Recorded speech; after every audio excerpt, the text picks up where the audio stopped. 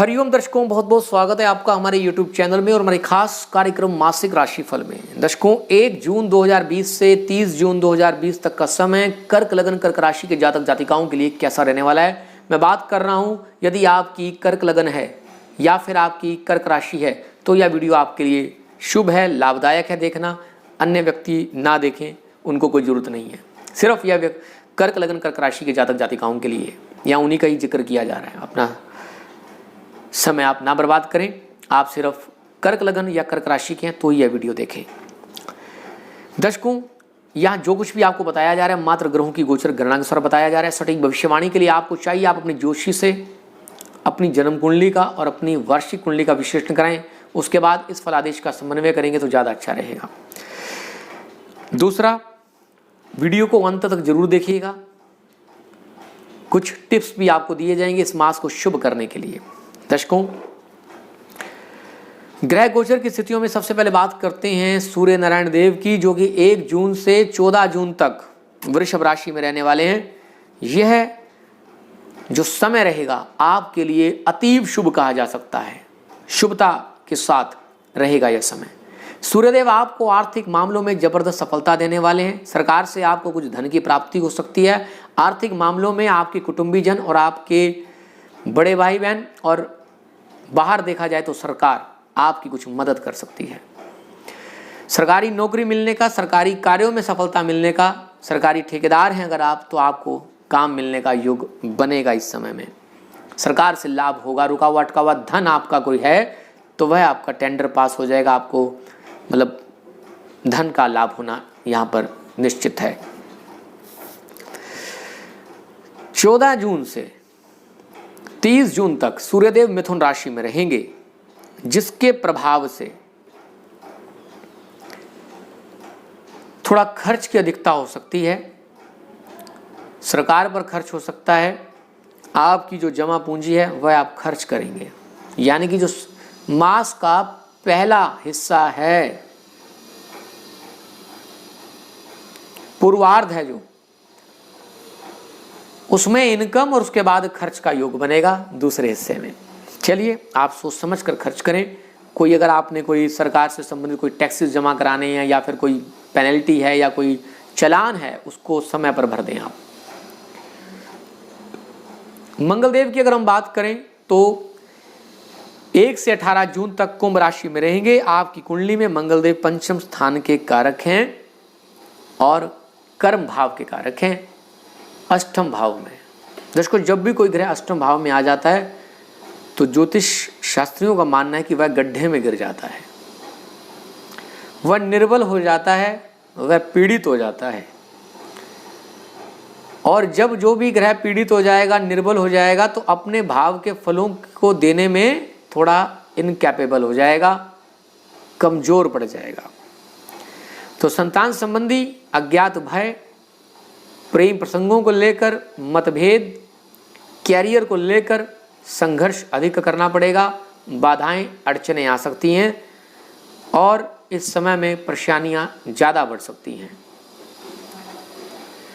थोड़ा आपको सावधानी रखनी होगी, क्योंकि भाग्य का साथ भी सिर्फ पार्टनरशिप के माध्यम से मिलेगा, पार्टनर्स के सहयोग से मिलेगा। कई बार समस्या आती है तो हमारे को दूसरे ग्रह सपोर्ट कर देते हैं। लग्न मजबूत होता है तो समस्याएं आने के बाद उनसे निपटारा मिलना आसान हो जाता है।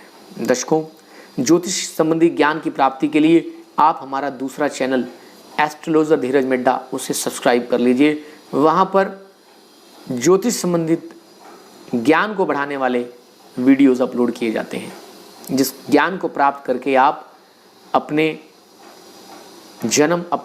खुद की जन्म कुंडली भी देख पाएंगे। ऐसी ऐसी जानकारी वहाँ दी जाएगी। चलिए, मैं बात कर रहा हूँ मासिक राशिफल की। तो कैरियर को लेकर थोड़ी यशमान सम्मान को बनाए रखने की थोड़ी सी नौबत आ सकती है। इस समय में थोड़ा सतर्क रहना होगा। और 18 जून से 30 जून तक मीन राशि में रहेंगे, जिसके प्रभाव से जो समस्याएं बनी थी उनसे निपटारा मिलने का कोई योग बनेगा। जो भी समस्याएं बनी थी, चाहे वह संतान को लेकर, प्रणय संबंधों को लेकर, कैरियर को लेकर, नाम सम्मान को लेकर, उनसे आपको अब राहत मिलेगी। चलिए, शुक्र है। बुधदेव मिथुन राशि में रहने वाले हैं। बुधदेव आपकी कुंडली के अंदर खास तौर पर द्वादशेश और तृतीयेश हैं, अकारक प्लैनेट हैं, जो कि खर्च के भाव में रहेंगे तो खर्च आपका लगातार चलता रहेगा, कंटिन्यूसली बिना रुके खर्च अधिक होगा। इस समय में आपको थोड़ा सावधानी रखनी होगी। खर्च करते समय जरूरत कर देखें कि जो जरूरत है उसी का खर्च करें, अन्यथा खर्च करने की आवश्यकता नहीं है। बृहस्पति देव मकर राशि में रहेंगे। बृहस्पति देव आपकी कुंडली में भाग्य स्थान के और छठे भाव के मालिक हैं, षष्ठेश हैं, नवमेश हैं, 7th हाउस में रहेंगे। पार्टनर्स के साथ कॉम्प्रोमाइज करना पड़ेगा, पार्टनर्स के साथ एडजस्टमेंट करनी पड़ेगी। भाग्य के दम पर पार्टनर्स का साथ मिलेगा, लेकिन इतना नहीं जितनी आपको जरूरत है। फिर भी जो मिल रहा है उसे स्वीकार करें और आगे बढ़ने का प्रयास करें।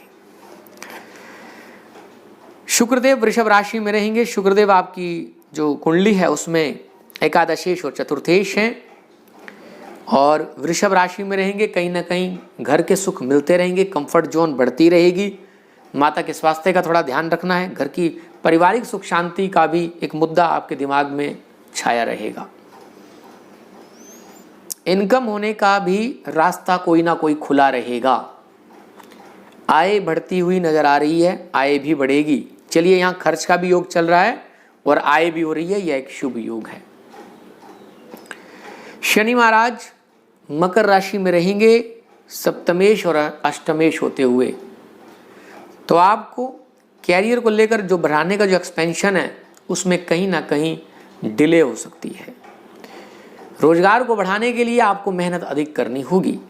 पार्टनर्स के साथ तालमेल बनाए रखने के लिए भी आपको ही मेहनत करनी होगी, आपको ही एडजस्टमेंट करना होगा, क्योंकि आपके पार्टनर की जो सोच हो जाएगी बड़ी निम्न हो जाएगी। लो लेवल पर ज़्यादा सोचेंगे, बड़े लेवल पर ऊंची सोच के साथ आपके पार्टनर्स का जो मतलब माइंड सेट है वह नहीं सेट हो पाएगा। वह छोटा सोचेंगे और आपकी सोच बड़ी होगी, तो थोड़ा गैप को बनाए, मतलब गैप यहाँ पर दिखाई दे रहा है तो उसको दूर करने का आपको ही प्रयास करना पड़ेगा, आपको ही एडजस्टमेंट करनी होगी।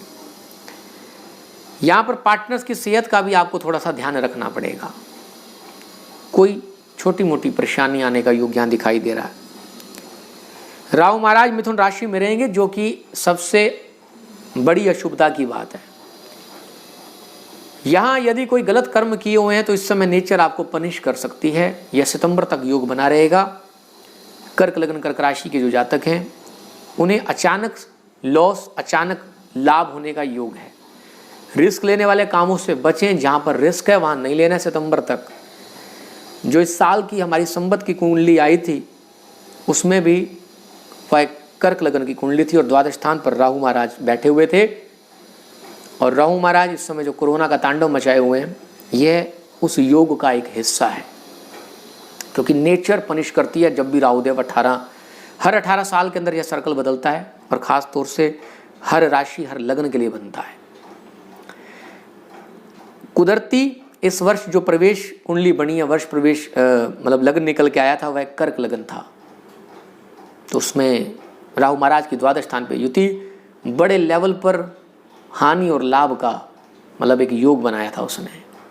लाभ तो अभी देखा नहीं गया, पूरे वर्ल्ड को इसका मतलब नुकसान ही देखने को मिल रहा है। तो आपको भी संभलना होगा, इस बात का ध्यान रखना है। आगे बढ़ते हैं दर्शकों, एक बात मैं आपको और बता दूं, घबराने की आवश्यकता नहीं है।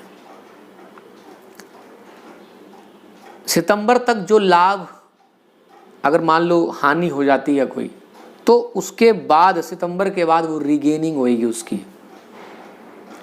हर अंधकार के बाद एक सुबह होती है, हर रात के बाद एक सुबह होती है। हमेशा याद रखना, हमारे जीवन में जो भी घटनाएं घटित होती हैं, हमारा माइंड उसको कैटेगराइज कर लेता है कि हमारे लिए सुख है, ये हमारे लिए दुख है, या फिर ये मेरे लिए शुभ है या शुभ है।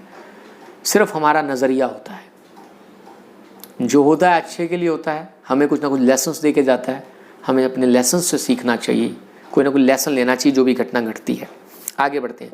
केतु महाराज यहाँ पर छठे भाव में बैठकर आपके गुप्त शत्रु बढ़ा रहे हैं, गुप्त ऋण बढ़ा रहे हैं, कहीं ना कहीं ऋण का लेवल बढ़ रहा है, कहीं ना कहीं कुछ ऐसे रोगों की वृद्धि कर रहे हैं जो दिखाई नहीं देते, जो डायग्नोस नहीं होते, ऐसे गुप्त रोग बढ़ रहे हैं। चलिए, इससे आपको बचना होगा। उपाय मैं आपको बता दूंगा क्या आप उपाय कर सकते हैं। अब बात करते हैं शुभ तारीखों के बारे में। शुभ तारीखें रहेंगी 9, 10, 16, 17 और 18 जून आपके लिए लकी साबित होंगी। 3, 4, 11, 12, 13, 21, 22 और 30 जून आपको सावधान रहने वाली तिथियां हैं। सावधानी की परम आवश्यकता रहेगी। चंद्रबल कमजोर होएगा, बड़े कार्यों का शुभारंभ करने से बचें और उन तिथियों पर ज़्यादा कुछ एफर्ट ना करें, रिस्क लेने से बचें, शुभ रहेगा। आगे बढ़ते हैं और तिथियों के हिसाब से जो गोचर आ रहा है वह आ रहा है 1, 2, 28 और 29 तारीख हिम्मत और पराक्रम को बढ़ाने वाली, आपके श्रम को बढ़ाने वाली, आपके संबंध आस पड़ोस के साथ अच्छे करने वाली, रिश्तेदारों के साथ, संबंधियों के साथ कुछ मुलाकात कराने वाली रहेगी। 3, 4, 30 तारीख घर पर रहकर आराम करने वाली, सुखों के बारे में सोचने वाली, कुछ नई प्लानिंग करने वाली रहेगी। 5 और 6 तारीख संतान पक्ष की ओर आपका ध्यान ले जाने वाली, प्रणय संबंधों में मजबूती दिलाने वाली रहेंगी। 7 और 8 तारीख रोग ऋण शत्रुओं को बढ़ाने वाली। 9 और 10 तारीख दोबारा से रोजगार को बढ़ाने वाली रहेंगी। 11, 12, 13 तारीख नकारात्मक भावनाओं को जागृत करने वाली रहेंगी। 14 और 15 तारीख भाग्य को बढ़ाने वाली। 16, 17, 18 तारीख कैरियर को विशेष उन्नति दिलाने वाली। 19 और 20 तारीख आय, लाभ, इच्छाओं, मनोकामनाओं की पूर्ति कराने वाली। 21 और 22 तारीख खर्च को बढ़ाने वाली रहेंगी। 23, 24, 25 तारीख आपके लिए आगे की फ्यूचर की प्लानिंग कराने वाली, अपने ऊपर ध्यान लगवाने वाली। और 26 और 27 तारीख धन में वृद्धि कराने वाली, बैंक बैलेंस सेविंग बढ़ाने वाली रहेंगी। दर्शकों, अब आपको बताते हैं कि आपने कौन से उपाय करने हैं। पहला उपाय सबसे जरूरी, माता पिता की सेवा। दूसरा उपाय अपने गुरुजनों का आशीर्वाद, अपनी इष्ट साधना करना। तीसरा उपाय आपकी कुंडली के जो मालिक हैं, आपके जो लग्नाधिपति हैं, आपके जो राशिपति हैं, वह चंद्रदेव हैं। तो चंद्रदेव को जितना शुभ बनाएंगे उतना आपके लिए शुभ रहेगा। चंद्रदेव के उपाय आप हमारे चैनल से देख सकते हैं। पूर्णिमा के दिन आप व्रत करें, पूर्णिमा के दिन आप त्राटक लगाएं। ये उपाय मैं आपको यहीं बता देता हूँ क्योंकि मैं चाहता हूँ कि आपको इन वीडियोस का अधिक से अधिक लाभ हो सके। मुझे लगता है मैं उपाय बता गया हूँ। और हाँ, 5वां उपाय, लोक परोपकार की भावना से कुछ कार्य करते रहें। अपनी भावनाओं पर आपको नियंत्रण रखना होगा क्योंकि आपके जो मूड स्विंग्स हैं वह आपको गड़बड़ा देते हैं, इसलिए मूड स्विंग्स पर भी आपको ध्यान रखना पड़ेगा। यह आपके लिए विशेष टिप है। दर्शकों, आने वाला समय आपके लिए मंगल में हो। आपके पास अगर हमारे लिए कोई सुझाव हैं, सजेशंस हैं तो आप हमें कमेंट कर सकते हैं ताकि हम इस प्रोग्राम को आपके लिए और ज़्यादा लाभदायक बना सकें। फिर मिलेंगे, आने वाला समय आपके लिए मंगल में हो, इसी शुभकामना के साथ। हरि ओम, हरि ओम, हरि ओम।